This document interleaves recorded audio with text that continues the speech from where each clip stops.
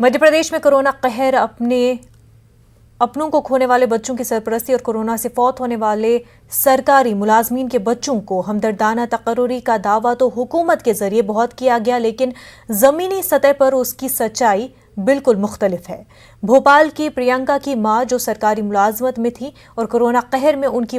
मौत हो गई। वालिद के साए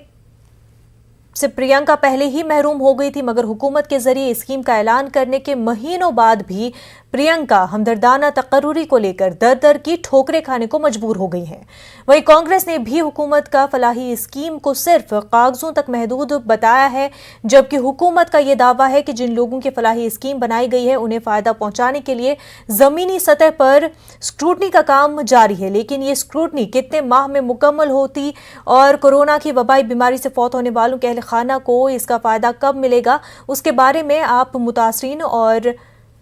वजीर के बयान सुनिए। कोविड से मृत्यु हुई, उनके कल्याण के लिए जो